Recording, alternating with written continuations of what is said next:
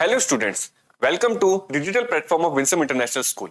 सो आज की video lecture से स्टार्ट करेंगे क्लास 12 का एक बहुत ही अच्छा चैप्टर जिसका नाम है इलेक्ट्रोस्टैटिक या फिर इलेक्ट्रोस्टैटिक एज अ यूनिट। अगर बेसिकली पर्टिकुलर चैप्टर की बात करूं तो चैप्टर का नाम हमारा क्या है? Electric charges. हम इलेक्ट्रिक चार्जेस के बारे में पढ़ेंगे और इलेक्ट्रिक फील्ड के बारे में पढ़ेंगे। दोनों के हिसाब से अपन को धीरे धीरे समझते हुए चीजों को चलना है। ज्यादा टाइम खराब ना करते हुए अगर हम अपने चैप्टर की शुरुआत करें, अगर अपन बात करें स्टैटिक इलेक्ट्रिसिटी, क्लास 10 में हमने करंट पढ़ा था और यहां हम देख रहे हैं स्टैटिक इलेक्ट्रिसिटी। दोनों में बेसिकली फर्क क्या होता है? अगर अपन फिजिक्स की बात करें या फिर अगर मैं चार्जेस की बात कर रहा हूं, किसकी बात कर रहा हूं मैं? चार्जेस की। अगर मैं किसकी बात कर रहा हूं? चार्जेस की। तो अगर मेरे चार्जेस एक जगह से दूसरी जगह मूव कर रहे हैं, एक जगह से दूसरी जगह क्या कर रहे हैं? मूव कर रहे हैं, और उस मूवमेंट ऑफ चार्ज को मैं पढ़ रहा हूं। अगर मेरे चार्जेस क्या कर रहे हैं? मूव कर रहे हैं, या हम बोल सकते हैं मूवमेंट ऑफ चार्जेस, और या मैं बोल सकता हूं चार्जेस मूव नहीं कर रहे, तो मैं क्या बोल सकता हूं? Charges at rest. तो ये बेसिकली चार्जेस दो तरीके के फिनोमिना हमें दिखाता है, एक तो चलकर दिखाता है और एक जगह रुक के दिखता है। और इसी में दो फील्ड आ गई है। अगर मेरे चार्जेस मूवमेंट कर रहे तो हम इसको बोलते हैं इलेक्ट्रिक करंट। हम इसको क्या बोलते हैं? Electric current. और इस पे पूरा चैप्टर होता है। करंट पे हमारा क्या होता है? पूरा का पूरा चैप्टर होता है। और अगर मैं बोल रहा हूं चार्जेस एट रेस्ट, तो इसको हम बोलते हैं स्टैटिक इलेक्ट्रिसिटी। स्टैटिक इलेक्ट्रिसिटी, या फिर हम बोल सकते हैं इसको इलेक्ट्रोस्टैटिक। क्या बोल सकते हैं? इलेक्ट्रोस्टैटिक। तो बेसिकली आपको हमारा चैप्टर या हमारी थीम समझ आई। हम इस चैप्टर के अंदर मूवमेंट ऑफ चार्ज के बारे में नहीं पढ़ेंगे। हम इस चैप्टर में क्या पढ़ेंगे कि चार्जेस एक जगह रुका हुआ है, अब रुका हुआ चार्ज कैसे कैसे बिहेव कर रहा है, लगभग हम उसके बारे में चीजों में देखेंगे। अगर स्टैटिक इलेक्ट्रिसिटी और इलेक्ट्रिक करंट की बात की जाए तो इलेक्ट्रिक करंट या जो मूवमेंट ऑफ चार्ज है, ये आपका चैप्टर नंबर 3 आता है। ये कब आता है? आपका चैप्टर 3 आता है। और chapter 1 and 2, chapter 1 and chapter 2, ये बेसिकली आपके चार्जेस एट रेस्ट को डील करते हैं, जिसमें चार्जेस का मूवमेंट हमें इतना स्टडी नहीं करना होता। इसी के साथ अगर मैं आगे बढ़ूं, हमारा आ रहा है टॉपिक्स टू बी कवर्ड। आज के इस वीडियो लेक्चर्स में हम क्या क्या टॉपिक्स है जो पढ़ने वाले। तो पहला टॉपिक है basic property of a matter, कि एक मैटर की, मैटर क्या होता है? Anything which have space and mass, उसकी बेसिक प्रॉपर्टीज क्या होती है। फिर आएंगे डिफाइनिंग इलेक्ट्रिक चार्ज। इस टॉपिक को खत्म करते ही हम किस पे मूवमेंट करेंगे? चार्ज पे। उसको अच्छे से थोड़ा डिफाइन करेंगे, उसके बारे में दो तीन चीजें हम अच्छी अच्छी जानेंगे। फिर आता है इलेक्ट्रोस्कोप। ये आपके लिए एक नई टर्म है जो अब तक आप नहीं सुनते थे, तो आज के इस वीडियो लेक्चर में हम अच्छे से इलेक्ट्रोस्कोप को भी पढ़ेंगे, समझते हुए आगे बढ़ेंगे। अगर मार्क्स डिस्ट्रीब्यूशन की बात करें कि क्यों ये चैप्टर हमारे लिए इंपॉर्टेंट हो जाता है, ऐसा क्या है इस चैप्टर के अंदर जो बोर्ड्स पॉइंट ऑफ व्यू से हमारे लिए बहुत ही ज्यादा क्या है? इंपॉर्टेंट है। तो अगर मैं इलेक्ट्रोस्टैटिक यूनिट की बात करूं, अगर मैं क्या कर रहा हूं? यूनिट की बात करूं, तो यूनिट हमारी क्या है? Electrostatic. Electrostatic,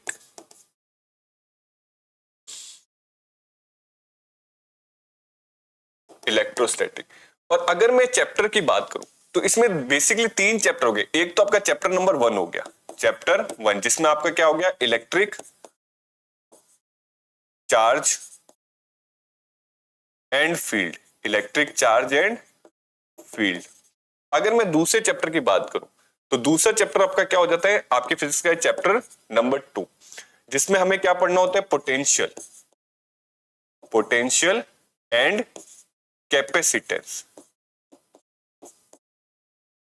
potential and capacitance. अगर मैं बात कर रहा हूं चैप्टर 3 की, तो चैप्टर 3 आपका क्या आ जाता है? करंट का, जिसमें हमारा क्या आ जाता है? मूवमेंट ऑफ चार्ज आ जाता है। क्या आ जाता है? करंट। अगर इन तीनों चैप्टर की बात की जाए तो बोर्ड्स के अकॉर्डिंग ये तीनों के तीनों चैप्टर्स, ये तीनों के तीनों चैप्टर्स आपके कितने आते हैं? 16 मार्क्स आपको दिला देते हैं। कितने मार्क्स दिला देंगे सर? 16 मार्क्स। बोर्ड में बहुत ही अच्छा वेटेज होता है। 16 मार्क्स अपने आप में अगर इनको अच्छे से करते हुए चलोगे तो बोर्ड में कहीं ना कहीं आपको क्या देगा? ये अच्छा देगा। लेकिन अगर मैं अपन पर्टिकुलर इस चैप्टर की बात की जाए, अगर मैं और इसको थोड़ा सा न्यूट्रलाइज कर लूं, तो क्या होगा? ये वाला चैप्टर लगभग आपके 5 मार्क्स है, मतलब फर्स्ट चैप्टर से लगभग 5 मार्क्स के क्वेश्चन बनते हैं, लगभग बोल रहा हूं मैं, इसको एग्जैक्ट मत चलना, अपन लगभग की बात करते हुए चल रहे। चैप्टर 2 से भी आपके लगभग कितने बनते हैं, 5 मार्क्स के। और अगर यही बात मैं चैप्टर 3 की बात करूं तो ये आपका आ जाता है 6 मार्क्स, ये आ जाता है आपका लगभग 6 मार्क्स। तो ये आपका बेसिकली थोड़ा सा क्या हो गया, मार्क डिस्ट्रीब्यूशन हो गया। अगर 3 चैप्टर की बात करिए दे तो तीनों के तीनों चैप्टर ओवरऑल क्या करते हैं, 16 मार्क्स हमें लाके देते हैं, जो कि मेरे क्या हो जाता है, यूनिट 1 हो जाता है। इसी के बाद अगर अपन पर्टिकुलर एक एक चैप्टर की बात करें तो फर्स्ट चैप्टर मुझे 5 मार्क्स देता है, सेकंड चैप्टर भी मुझे 5 मार्क्स देता है, और थर्ड चैप्टर हमें क्या दे देता है, 6 मार्क्स दे देता है। तो 5 मार्क्स आज का जो हमारा फर्स्ट चैप्टर है किसके लिए, हमारे 5 मार्क्स के लिए, जिसको हमें एक एक करके अच्छे से समझते हुए चलना है। इसी के साथ हमारे चैप्टर की शुरुआत जो कि क्या है, इलेक्ट्रोस्टैटिक जो हमारी यूनिट है उसको एक अच्छे से कोट के साथ शुरुआत करते हैं। तो आज का कोट हमारा क्या कहता है, let the sparks of curiosity ignite your passion for learning. कि आपके अंदर जो स्पार्क है, किसका स्पार्क है, क्यूरियोसिटी का, ठीक है, ये क्या करेगा, आपके पैशन को इग्नाइट करेगा। कौन से पैशन को, लर्निंग के पैशन को।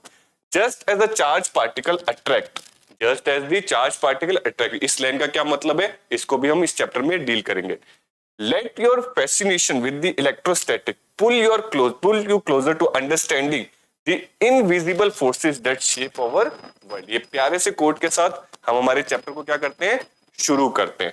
तो सबसे पहला अगर मैं टॉपिक की बात करूं, पहला टॉपिक मेरा क्या बोल रहा है, basic property of a matter. हमारे इस बुक का क्लास 12 की फर्स्ट चैप्टर का फर्स्ट टॉपिक क्या आ रहा है, basic property of a matter. होता क्या है sir basic property of matter. अगर मैं मैटर की बात कर रहा हूं, अगर मैं किसकी बात कर रहा हूं सर, मैटर की बात कर रहा हूं, तो या मैटर से थोड़ा और ऊपर चलते हैं, अगर हम नेचर की बात कर रहे हैं, नेचर क्या होता है हमारे आसपास, तो मुझे दो चीजें दिखती है नेचर में। क्या क्या चीजें दिखती है सर, एक तो मुझे दिखता है मैटर, एक तो मुझे क्या दिखता है सर, मैटर दिखता है, और एक मुझे दिखती है रेडिएशंस, एक मुझे क्या दिखती है, रेडिएशंस। अगर मैं मैटर की बात करूं, अगर मुझे मैटर को डिफाइन करना है, या बेसिकली मैटर और रेडिएशन में बेसिकली डिफरेंस क्या होता है, तो मैटर क्या होता है, जिसका क्या होता है, मास होता है, और जो क्या करता है, वॉल्यूम होता है जिसका, और जो स्पेस ऑक्यूपाई करता है। मतलब मैं क्या बोल सकता हूं, मैटर इज एनी सब्सटेंस, कोई भी सब्सटेंस जिसके पास क्या होता है, मास होता है, और वो एक स्पेस को ऑक्यूपाई कर सकता है, उसको मैं क्या बोलता हूं, मैटर। जैसे अगर मैं एक गन ले रहा हूं, एक गन की मैंने क्या ली, बुलेट ली, लेट्स से ये क्या मेरी गन की बुलेट है, और ये चलती है, ये क्या कर रही है, मोशन कर रही है। तो इस बुलेट, ये बुलेट मेरी क्या है, एक मैटर है। क्यों मैटर है, क्योंकि इस बुलेट का कुछ ना कुछ मास होगा, इस बुलेट का कोई ना कोई वॉल्यूम होगा, और ये जब चल रही है तो इसका कोई ना कोई मोमेंटम होगा, इसका कुछ ना कुछ क्या होगा, मोमेंटम होगा। और अगर ये कहीं स्ट्राइक करेगी, अगर ये क्या करेगी, कहीं स्ट्राइक करेगी, तो यहाँ पे कुछ वर्क भी करेगी, यहाँ पर क्या करेगी, कुछ वर्क भी करेगी, या तो खड्डा कर देगी या कुछ ना कुछ करेगी। लेकिन सेम टाइम अगर मैं एक एग्जांपल लूं, किसका एग्जांपल लूं, लेजर लाइट का, लेजर लाइट का।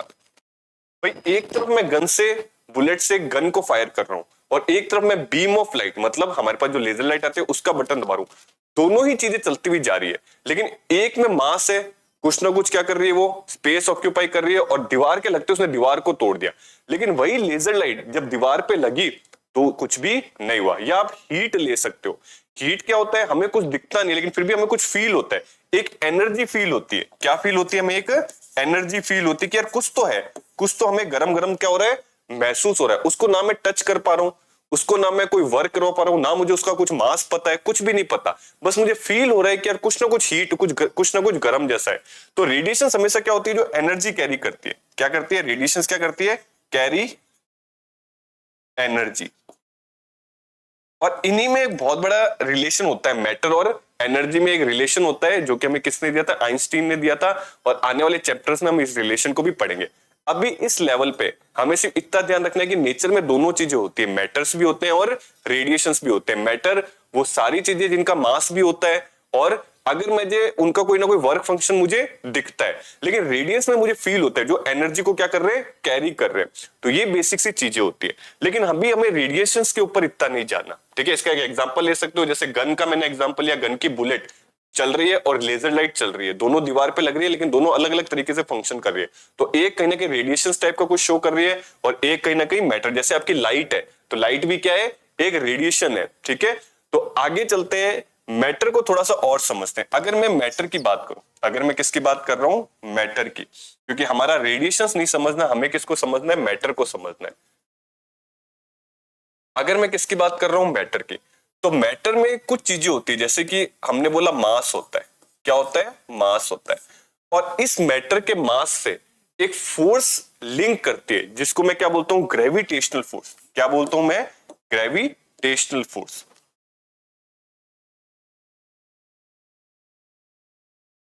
ग्रेविटेशनल फोर्स मतलब ये जो ग्रेविटेशनल फोर्स है ये कहीं ना कहीं ऑब्जेक्ट के मास से क्या करती है, लिंक करती है।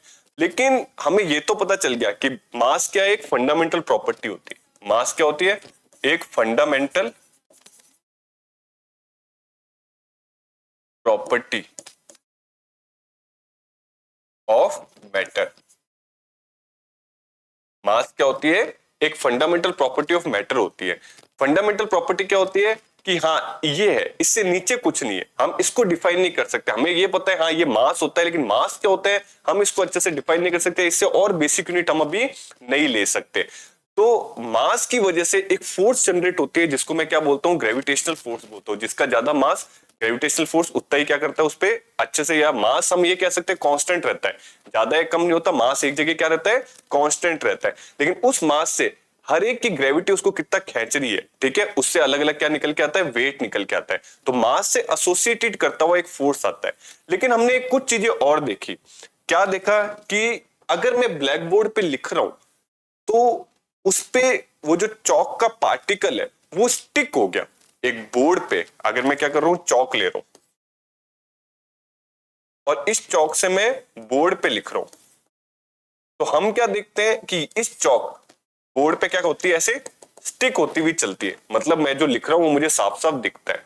तो मुझे एक चीज समझ नहीं आई। क्या नहीं समझ आई, कि ये जो चौक का पार्टिकल है ये ग्रेविटेशनल फोर्स की वजह से नीचे क्यों नहीं गिरा, ये वहां पर चिपका क्यों रह गया।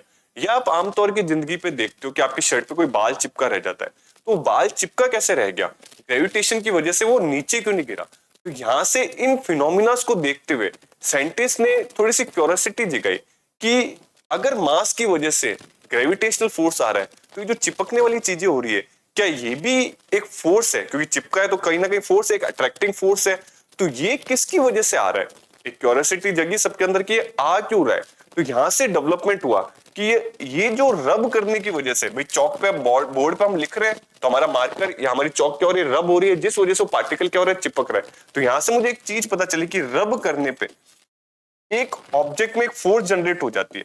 ऑब्जेक्ट में क्या हो जाती है, एक फोर्स जनरेट हो जाती है, और वो फोर्स क्या करती है, अट्रैक्शन का या रिपल्शन, रिपल्शन तो अभी अपन नहीं देखेंगे, अट्रैक्शन का काम कर रही है। तो ये एक बेसिक छोटी सी थीम होगी। क्या थीम होगी, कि कैसे साइंटिस्ट इस फिनोमिना तक पहुंचे कि कैसे एक चार्ज पार्टिकल है ना, जैसे आप बोर्ड पर रब कर रहे हो तो ऐसा क्या हो रहा है कि उस पर चिपका रह गया।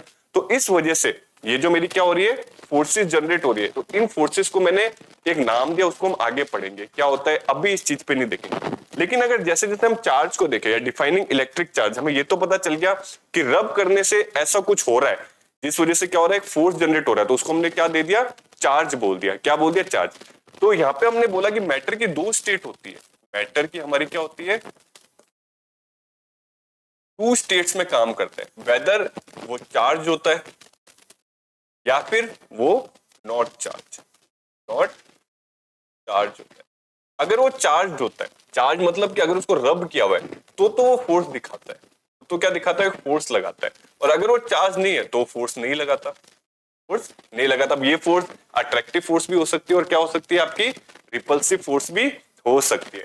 लेकिन हमें एक चीज समझ आ गई कि रब करने से चार्ज डेवलप होता है, बॉडी क्या हो जाती है, चार्ज हो जाती है। और अगर रब नहीं करेंगे तो चार्ज नहीं होती। तो धीरे धीरे हमने क्या किया, एक एक ऑब्जेक्ट उठाए और चार्ज करना या उनको रब करना चालू किया, और हमने देखा हाँ अट्रैक्टिंग फोर्स हो रही है। अगर मैं इस मार्कर से अपने इस बालों में इसको रब करूं, और यहाँ पर एक्सपेरिमेंट कर सकते हैं अपन सब जने, यहाँ पर अगर छोटे छोटे पेपर्स के मैं टुकड़े रखूं और इसको मैं क्या करूं, रब करूं, तो पेपर को क्या कर लेगा, अट्रैक्ट कर लेगा। ये जो एक्टिविटी है सबने हमारे घर में अच्छे से कर रखी है। लेकिन अगर मैं इस मार्कर को रब नहीं कर रहा और फिर मैं इस अपने कहते हैं पेपर्स तक लेके जा रहा हूं, तो क्या अब वो अट्रैक्ट करेगा? तो नहीं सर, अब वो अट्रैक्ट नहीं करेगा। तो इस वजह से हमें ये समझ आ गया कि चार्ज है तो लग रहा है, नहीं है तो नहीं लग रहा। तो ऐसे करके बहुत सारे साइंटिस्ट ने अलग अलग चीजें क्या करी, चार्ज की, जिसके बहुत सारे एग्जाम्पल हो सकते हैं। जैसे कि हमने क्या किया, प्लास्टिक रॉड ले ली, क्या ले ली, प्लास्टिक रॉड ले ली, और उसको क्या किया, वुलन क्लोथ से, वुलन क्लोथ से रब किया, और इस वजह से क्या हुआ, इस पे चार्ज डेवलप हो गए। ये क्या होगी, द रॉड इज चार्ज। या फिर हम क्या ले सकते हैं, हमने देखा ग्लास रॉड ले ली, हमने क्या ले ली, ग्लास रॉड ले ली। या फिर हमने क्या किया भाई, प्लास्टिक रॉड से तो हमने देख लिया कि चीजें क्या हो रही है, अट्रैक्ट या रिपेल कर रही है। हमने क्या किया, दो प्लास्टिक रॉड ले ली। हमने क्या किया, एक ऐसे प्लास्टिक रॉड ले ली और इसको रब कर लिया, ये मेरी क्या होगी, प्लास्टिक रॉड होगी। एक और प्लास्टिक रॉड ले ली और रब कर लिया। तो हमने जब दो प्लास्टिक रॉड को रब किया तो हमें ये क्या दिखा कि ये दोनों एक दूसरे को क्या कर रहे हैं, रिपेल कर रहे हैं, एक दूसरे को क्या कर रहे हैं, इधर की तरफ फोर्स जनरेट कर रहे हैं, या क्या कर रहे हैं, इसको हमने क्या बोल दिया, रिपेल कर रहे हैं।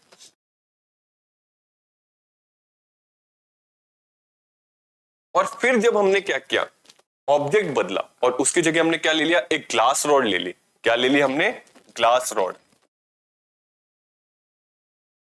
और ग्लास रॉड को जब हमने रब किया तो सीधी सी बात है, इस पे भी क्या हुए, चार्ज डेवलप हुए।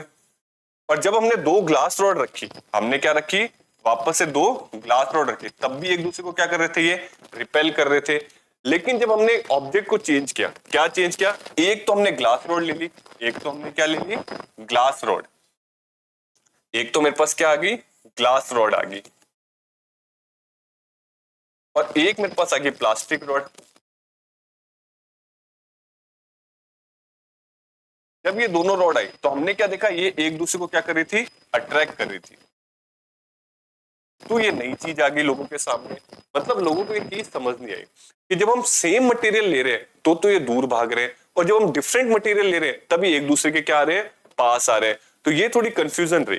जब तक कंफ्यूजन रही तो यहां से एक चीज बन के आ गई। क्या चीज बन के आ गई कि सेम मटेरियल तो रिपेल करते हैं। यहां से क्या चीज निकल के आ गई हमारे पास, या हम यहां से क्या कंक्लूड कर पाए, तो हमने क्या कंक्लूड कर लिया कि जो सेम मटेरियल्स है, सेम मटेरियल्स रिपेल, और जो डिफरेंट मटेरियल है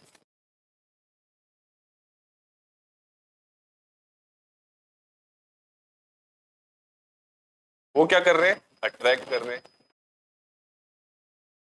तो जो सेम मटेरियल, जैसे हमने देखा प्लास्टिक और प्लास्टिक की केस में, और यहां पर हमने क्या देखा, प्लास्टिक और ग्लास रॉड, तो सेम वाले तो रिपेल कर रहे हैं और डिफरेंट वाले क्या कर रहे हैं, अट्रैक्ट कर रहे हैं। तो यहां से हम एक कंक्लूजन पे पहुंचे। क्या कंक्लूजन पे पहुंचे, हमने ये बताया, क्या बताया कि charges are of two types, charges are of two types, जिसके अंदर हमने बोला कि लाइक चार्जेस,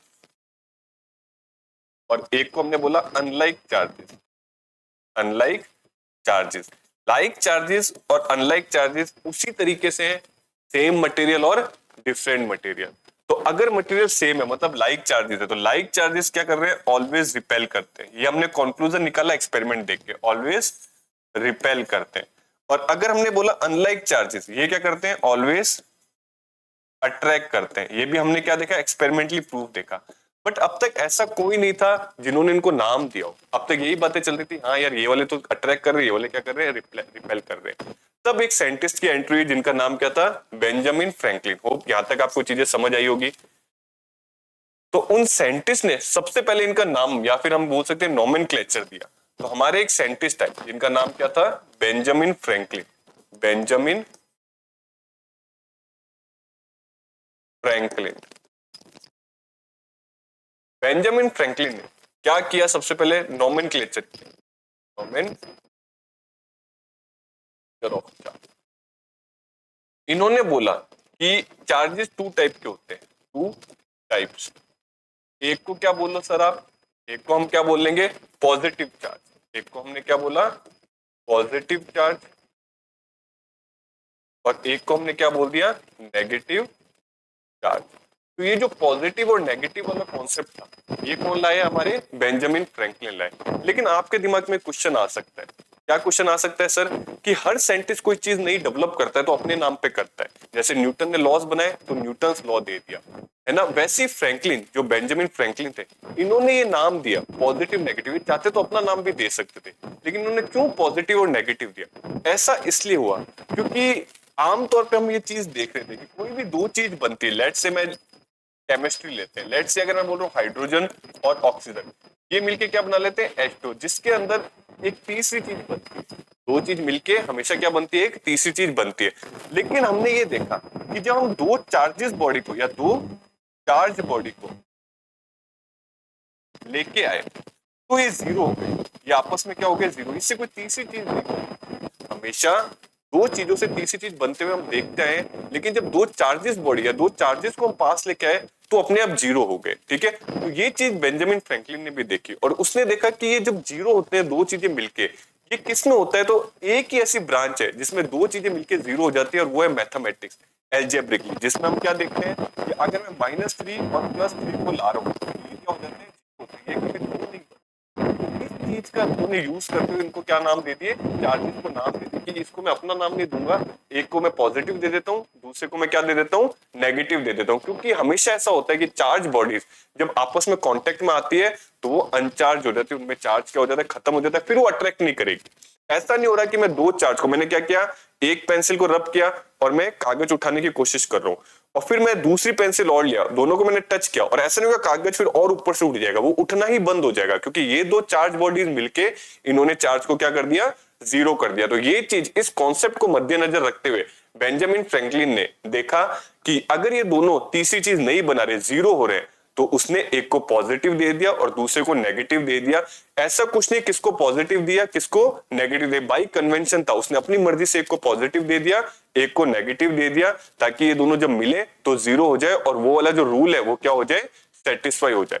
तो होप यहां तक आपको चीजें समझ आई होगी कि कैसे चार्जेस है, कैसे वो बिहेव कर रहे हैं, किसने उनका नाम रख लिया। तीसरी चीज और एक आई, क्या चीज आई, कि किस पे पॉजिटिव आएगा किस पे नेगेटिव आएगा, क्योंकि चार्जेस दोनों हो रहे हैं। अब बेंजामिन फ्रैंकलिन ने तो बोल दिया पॉजिटिव होते हैं नेगेटिव होते हैं, तो मैंने अभी बताया, क्या बताया, कि अगर मैं प्लास्टिक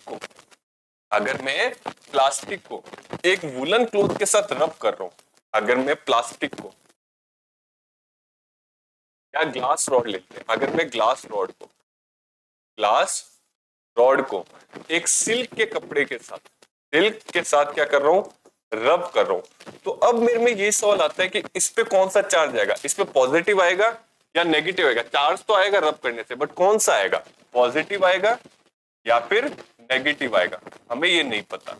या सिल्क क्लॉथ पे कौन सा आएगा, पॉजिटिव आएगा या नेगेटिव आएगा। तो ये कंफ्यूजन हो रही थी। बेंजामिन फ्रैंकलिन ने सिर्फ इतना बताया एक पॉजिटिव होता है एक नेगेटिव होता है, उन्होंने ये नहीं बताया कि किसको रब करने पे कौन सा आता है, किस पे पॉजिटिव आता है किस पे नेगेटिव आता है।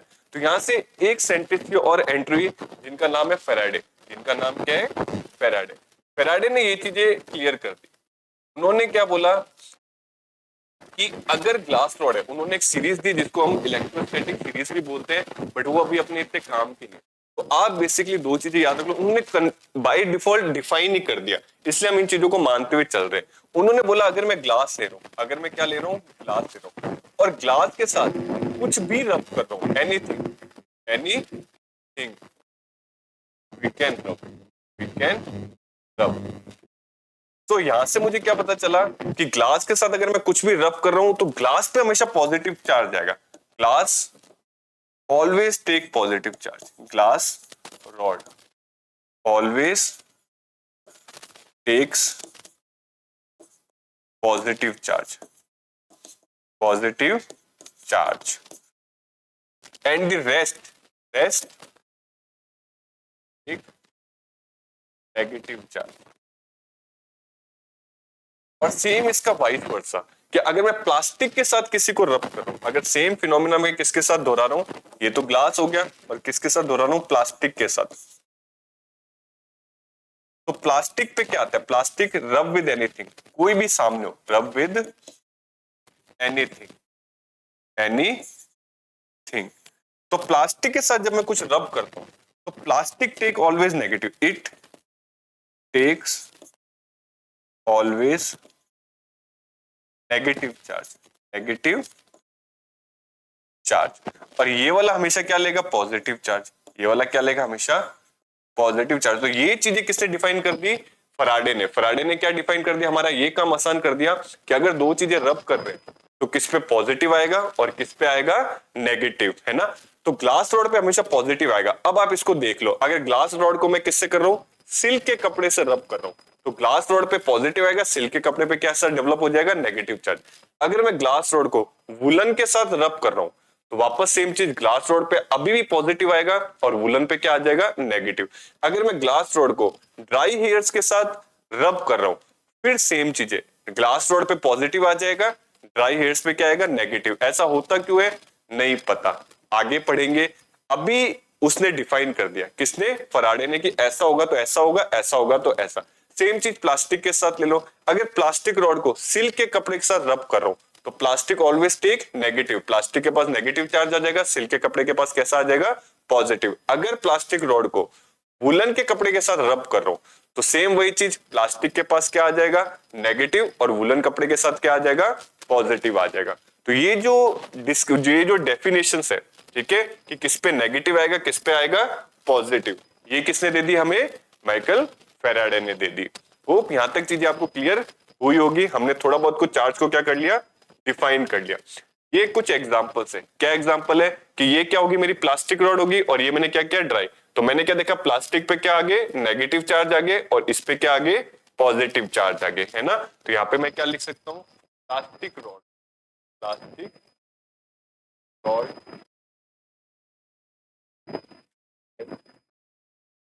rub with any material, rub with any material, it always take negative, always take negative। और सेम अगर मैं ग्लास रॉड, मैंने क्या देखा, ये ग्लास रॉड है, इसको मैं सिल्क के कपड़े के साथ रब कर रहा हूं तो मैंने देखा ग्लास रॉड पे पॉजिटिव आ रहा है, सिल्क के साथ क्या आ रहा है, नेगेटिव। तो यहां से मैं एक चीज क्या लिख सकता हूँ, सेम वही चीज, कि जो मेरा ग्लास रॉड है, ग्लास रॉड व्हेन रब with anything, when rubbed with anything, it takes always positive charge, positive charge। और फिर मैं एक पॉइंट यहां से कंक्लूड कर सकता हूं, क्या कंक्लूड कर चुका हूं मैं, कि when two like charges, या आप ऐसे भी लिख सकते हो कि टू लाइक चार्जेस क्या हो सकते हैं, आपके प्लस प्लस भी हो सकते हैं और आपके नेगेटिव नेगेटिव भी हो सकते हैं। Two like charges always repel, always repel. और फिर क्या लिख सकते हो, टू अनलाइक चार्जेस, जैसे यहाँ पे प्लस हो सकता है, यहाँ पे माइनस हो सकता है, यहाँ पे माइनस हो सकता है, यहाँ पे प्लस हो सकता है। ये क्या करते हैं, ऑलवेज अट्रैक्ट करते हैं। तो यहां से एक मैंने चीज देखी, यहां से मैंने क्या चीज देखी, कि जब एक प्लास्टिक रॉड, जब मेरी क्या हो रही है, एक प्लास्टिक रॉड जिसपे क्या है, नेगेटिव चार्ज है, इसको मैंने किसी क्लॉथ के साथ रब किया और उसमें क्या आ गया, नेगेटिव चार्ज आ गया। फिर मैंने ग्लास रॉड को रब किया, किसमें, सिल्क। तो अब दोनों ही रॉड चार्ज है, दोनों ही रॉड क्या चार्ज है। और जब इन दोनों चार्ज रॉड को जब मैं पास लेके आया तो ये एक दूसरे पे क्या होगी, अट्रैक्ट होगी। आप क्या देख रहे हो, देखो फोर्स यहाँ पर लग रहा है, फोर्स इसका यहाँ पे, दोनों में क्या चल रहा है, अट्रैक्शन चल रहा है, दोनों में क्या चल रहा है, अट्रैक्शन। तो यहां से मैंने अपनी थ्योरी को कंक्लूड भी कर दिया कि टू अनलाइक चार्जेस एक दूसरे को क्या कर रहे हैं, अट्रैक्ट करते हैं। लेकिन वही जब मैं दो ग्लास रॉड ही ले लेता हूं, दोनों मैंने क्या लिया, ग्लास रॉड, जिन पे दोनों पे पॉजिटिव चार्ज है, तो मैंने क्या देखा, एक पे फोर्स यहां लग रहा है और एक पे फोर्स कहां लग रहा है, यहां। मतलब ये दोनों एक दूसरे को क्या कर रही है, रिपल कर रही है। क्या कर रही है, रिपेल कर रही है। तो यहां से मेरी चीजें क्लियर होगी, क्या क्लियर होगी, कि जब भी दो अनलाइक चार्जेस होते हैं वो एक दूसरे को अट्रैक्ट करते हैं, और जब भी दो लाइक चार्जेस ऑब्जेक्ट होते हैं वो एक दूसरे को क्या करते हैं, रिपेल करते हैं। होप यहां तक चीजें आपको समझ आई होगी। अब चलते हैं नेक्स्ट हमारा चीज होता है, हमने थोड़ी बहुत प्रॉपर्टीज देख ली। अगर मैं सारे पॉइंट्स एक साथ कंक्लूड करूं विद इन 2 मिनट्स, तो मैं क्या बोल सकता हूं कि जब भी हम रब करते हैं, रब करना एक प्रोसेस है जिस वजह से एक ऑब्जेक्ट क्या हो जाता है, चार्ज हो जाता है। मतलब किसी ऑब्जेक्ट की दो स्टेट हो सकती है, या तो चार्ज होएगा या तो वो अनचार्ज होगा या फिर नॉट चार्ज होगा। अगर वो चार्ज है तभी वो एक ऐसी फोर्स को जनरेट करता है जो एक ऑब्जेक्ट को अपनी तरफ अट्रैक्ट या रिपेल करती है। हमें दिखती नहीं है लेकिन वो एक चीज को अट्रैक्ट या रिपेल कर सकता है। लेकिन अगर वो चार्ज नहीं है तो वो अट्रैक्ट या रिपल्शन वाली फोर्स नहीं दिखा सकता। तो हमने किसी भी चीज को रब करते हैं उसको हम चार्ज कर देते हैं। अब किस पे कौन सा चार्ज डेवलप होता है ना, ये बताया हमें बेंजामिन फ्रैंकलिन ने कि चार्ज 2 टाइप्स के होते हैं। एक को मैं पॉजिटिव बोल सकता हूँ, एक को मैं क्या बोल सकता हूँ, नेगेटिव बोल सकता हूँ। क्योंकि एक्सपेरिमेंट इतने सारे कर लिए थे, अलग अलग बिहेवियर इतने सारे शो हो गए थे कि कंक्लूजन हमें ये निकालना पड़ा कि चार्जेस कितने होते हैं, 2 टाइप के होते हैं। एक को हमने पॉजिटिव बोल दिया, एक को हमने नेगेटिव बोल दिया, और ये पॉजिटिव नेगेटिव बताया हमें बेंजामिन फ्रैंकलिन ने। अब किस पे पॉजिटिव आएगा किस पे नेगेटिव आएगा ये बताया हमें फराडे नाम के साइंटिस्ट ने। और इसने कुछ चीजें डिफाइन कर दी कि ग्लास रॉड को किसी के साथ भी रब कर लो, ग्लास पे हमेशा पॉजिटिव आएगा, अदर पे हमेशा नेगेटिव आएगा। प्लास्टिक रॉड को किसी के साथ भी रब कर लो, प्लास्टिक रॉड पे हमेशा नेगेटिव आएगा, अदर पे क्या आएगा, हमेशा पॉजिटिव आएगा। और यहां तक हमने चीजें समझ ली। अब अगर मुझे एक चीज देखनी है, क्या चीज देखनी है कि कोई ऑब्जेक्ट चार्ज है कि नहीं। मुझे ये पता करना है कि अगर मेरे हाथ में ग्लास रॉड है और मेरे हाथ में कुछ पन्ने नहीं है, मैं उनको ये नहीं देख सकता कि यार ये उड़ रहे हैं कि नहीं उड़ रहे। मेरे पास ये नहीं, मेरे पास सिर्फ ग्लास रॉड है और मुझे ये पता करना है कि ये ग्लास रॉड चार्ज है या चार्ज नहीं है। तो मैं क्या यूज कर सकता हूँ, इसके लिए मैं एक इंस्ट्रूमेंट का यूज कर सकता हूँ। जैसे करंट को पता करने के लिए हम अमीटर का यूज कर सकते हैं, वोल्टेज को पता करने के लिए हम वोल्टमीटर का यूज कर सकते हैं। वैसे इलेक्ट्रिक चार्ज, एक बॉडी इलेक्ट्रिक चार्ज है या नहीं, उसको पता करने के लिए हम एक इंस्ट्रूमेंट का यूज करते हैं जिसका नाम है इलेक्ट्रोस्कोप। जिसका क्या नाम है, इलेक्ट्रोस्कोप। अब इलेक्ट्रोस्कोप होता क्या है, पहले इसको समझते हैं। अगर मैं इलेक्ट्रोस्कोप की बात करूं तो इलेक्ट्रोस्कोप में ऊपर ऊपर एक मेटल प्लेट होती है। अगर मैं क्या कर रहा हूं, ऊपर एक बना रहा हूं तो ऊपर क्या होती है, एक मेटल प्लेट होती है। इसको मैं क्या बोल रहा हूं, मेटल प्लेट। ये मेरी क्या हो गई, मेटल प्लेट। और इस मेटल प्लेट से एक रॉड नीचे से जाती है, ये गई रॉड। आप ऐसे एक रॉड बना सकते हैं और यहां पर इस रॉड पे मैं क्या लगा लेता हूं, 2 लीफ लगा लेता हूं। लीफ मतलब अभी मैं बताता हूं लीफ क्या होती है। लेट से मैंने यहां लगा लिए एक छोटे से, एक ये लीफ हो गया और एक मैंने क्या लगा लिया, ऐसे एक लीफ लगा लिए। ये मैंने क्या लगा लिए, लीफ लगा लिया। अब क्योंकि हवा, लीफ क्या होता है पहले तो ये समझो। लीफ क्या होता है, एक एकदम फाइन पार्टिकल। फाइन पार्टिकल मतलब फाइन, मान लो पेपर, मान लो जैसे आपने कुछ मिठाई खाई होगी जिसमें एकदम पतले से ऊपर एल्यूमिनियम की फॉइल होती है जिसमें बोलते हैं सिल्वर की कुछ परत है, एकदम वैसा पतला पेपर। इतना पतला पेपर हम यहाँ लगाते हैं जिसकी विड्थ बहुत ही ज्यादा कम होती है। विड्थ एकदम क्या होती है, नेग्लिजिबल टाइप की होती है, ठीक है। तो इसको हम लीफ बोलते हैं। लेकिन हमने जो इलेक्ट्रोस्कोप बनाया था, जिस साइंटिस्ट ने बनाया था, उसने यहाँ पर एल्यूमिनियम ना लेके क्या लिया था, गोल्ड लिया था। इसलिए इस इलेक्ट्रोस्कोप को हम क्या बोलते हैं, गोल्ड लीफ इलेक्ट्रोस्कोप भी बोलते हैं। क्योंकि उसने जो यूज किया था वो क्या था, गोल्ड था यहाँ पर। अब क्योंकि ऐसे तो लीफ हवा से भी उड़ जाएंगे, जो मैं नहीं चाहता, तो इसको कवर करने के लिए हमने क्या लगाया, एक इसमें मटेरियल लगाया, मतलब ग्लास का मटेरियल लगाया। हमने इसको किससे कवर कर दिया, ग्लास से कवर कर दिया। इसको हमने किससे कवर कर दिया, ये हमारे पास क्या हो गया, ग्लास हो गया। और यहां पर हमारे पास क्या होगी, एक मेटल की टिप हो गई। अब अगर मैं एक चार्ज रॉड को इसके पास ला रहा हूं, इस मान लेते हैं इस चार्ज क्या है, पॉजिटिव चार्ज है। इस पे क्या है, पॉजिटिव चार्ज है। अभी मुझे नहीं पता इस पे पॉजिटिव चार्ज है नहीं। मान लो एक ग्लास रॉड है, या 2 केस लेते हैं। मान लेते हैं एक ऐसी रॉड है जिसपे कोई चार्ज नहीं है, इस पे कोई चार्ज नहीं है। जब मैं इस रॉड को इस मेटल प्लेट पे टच करवाता हूं, इस पे क्या करवाता हूं, टच करवाता हूं, तो मैं देखता हूं कुछ नहीं हो रहा। मैं देखता हूं इसके अंदर क्या हो रहा है, कुछ भी नहीं हो रहा। लेकिन जब यही चार्ज हो जाती है, लेट्स से इस पे पॉजिटिव चार्ज है, लेट्स से इस पे क्या है, पॉजिटिव चार्ज है। तो जब ये पॉजिटिव चार्ज यहां पर आता है, तो ये पॉजिटिव चार्ज जब इस पे टच होता है तो इस पॉजिटिव चार्ज पूरे पे फैल जाता है। ये पॉजिटिव चार्ज पूरे पे क्या हो जाता है, फैल जाता है। यहां पर भी आ जाता है, यहां पर भी क्या आ जाता है। जैसे ही दोनों पॉजिटिव चार्ज सेम जगह पे आते हैं, तो तो ये एक दूसरे को क्या कर देते हैं, रिपेल कर देते हैं। ये एक दूसरे को क्या कर देते हैं, इस जगह रिपेल, और इनकी पोजीशन थोड़ी सी ऐसी हो जाती है, ऐसी हो जाती है सर, ऐसी पोजीशन हो जाती है। थोड़ी सी लीफ क्या हो जाती है, फैल जाती है, क्योंकि इस पे चार्ज आ जाता है। तो यहां से मुझे एक चीज पता चल जाती है। क्या चीज पता चल जाती है सर, कि अगर एक पॉजिटिव चार्ज आया है तो ये रिपेल कर देगा।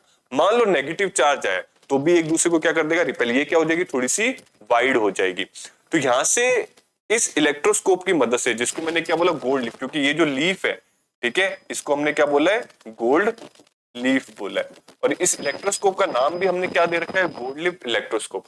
तो गोल्ड लीफ इलेक्ट्रोस्कोप बेसिकली क्या होता है, it help us to know the presence of electric charge. जो गोल्ड लीफ इलेक्ट्रोस्कोप है ये हमें क्या बताता है, प्रेजेंस ऑफ चार्ज बताता है। कैसे प्रेजेंस ऑफ चार्ज बताता है, ये मैंने आपको अभी बता दिया।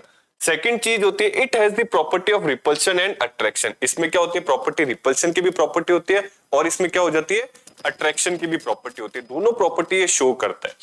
थर्ड क्या बोल रहे हैं, when a charge object touches the metal knob, जो मैंने बताया वही, जब भी एक चार्ज ऑब्जेक्ट, लेट्स से यहां पर क्या आ गया, एक चार्ज ऑब्जेक्ट आ गया, ये इस मेटल नॉब को क्या करता है, टच करता है। ये जब चार्ज ऑब्जेक्ट इस मेटल नॉब को क्या करता है, टच करता है, at the top of the rod, charge flows on to the leaves and they divert. ये सेम चार्ज कहां तक चला जाता है, लीफ तक चला जाता है। कहां तक चला जाता है, लीफ तक। और इस वजह से क्या कर जाते हैं, लीफ एक दूसरे से डाइवर्ट कर जाते हैं, क्योंकि सेम चार्ज चला जाता है। अब अगर बात करें, the degree of divergence is an indicator of the amount of charge. जितना वो ज्यादा डाइवर्ज करेंगे उतना ही बताएगा कितना स्ट्रॉन्ग वो ऑब्जेक्ट चार्ज था। सवाल उठता है कि ये रिपल, अट्रैक्शन तो दे रहा है, या हम कह सकते हैं रिपल्शन तो दे रहा है, अट्रैक्शन कब दे रहा है, उसमें भी हम धीरे धीरे आगे बात करेंगे। तो होप यहां से आपको गोल्ड लीफ इलेक्ट्रोस्कोप अच्छे से समझ आया होगा, क्या इसका महत्व है ना। क्योंकि इसके बिना हम ये नहीं पता कर सकते कि कोई ऑब्जेक्ट या मटेरियल हमारा चार्ज है या नहीं है। होप यहां तक चीजें आपको समझ आ गई होंगी। तो इसी के साथ आई होप आपको ये गोल्ड लीफ इलेक्ट्रोस्कोप अच्छे से समझ आया होगा, और मैं ये आशा करता हूं कि आने वाले सारे टॉपिक्स भी आपको अच्छे से समझ आए होंगे। आज के इस वीडियो लेक्चर में हमने क्या क्या देखा, हमने सिर्फ 3 टॉपिक देखे। कौन कौन से देखे, कि सबसे पहले हमने देखा कि मैटर प्रॉपर्टी क्या करता है भाई, उसमें मैटर एक जो नेचर होता है उसके अंदर क्या क्या दिखता है, मैटर भी दिखता है और रेडिएशन भी दिखता है। मैटर के अंदर मास होता है, जिस वजह से हमें क्या दिखती है, ग्रेविटेशनल फोर्स दिखती है, और उसके चार्जेस की वजह से हमें क्या दिखता है, इलेक्ट्रोस्टैटिक फोर्स दिखता है। इसी के साथ हम मूव करें आगे वाले पे कि भाई इलेक्ट्रिक चार्ज क्या होता है, हमने समझा रबिंग की वजह से कैसे चार्जिंग आ रही है, कैसे वो बिहेव कर रहा है, अलग अलग ऑब्जेक्ट के साथ कैसे बिहेव कर रहा है, किसने उनको नाम दिया, किसने ये बताया पॉजिटिव या नेगेटिव हो रहे हैं। और फिर हमने एक इंस्ट्रूमेंट पढ़ा जिसका नाम क्या था, इलेक्ट्रोस्कोप, जिसने ये बताया कि एक ऑब्जेक्ट या रॉड चार्ज है कि नहीं है। तो इसी के साथ हम इस वीडियो को और आज के वीडियो लेक्चर को खत्म करते हैं, और मैं आशा करूंगा कि आप घर पे इन 3 टॉपिक्स को अच्छे से रिवाइज करेंगे, और आने वाले वीडियो लेक्चर्स में हम एक एक करके हर एक टॉपिक को डीपली पढ़ते हुए चलेंगे। तो तब तक के लिए keep learning, keep growing. Thank you.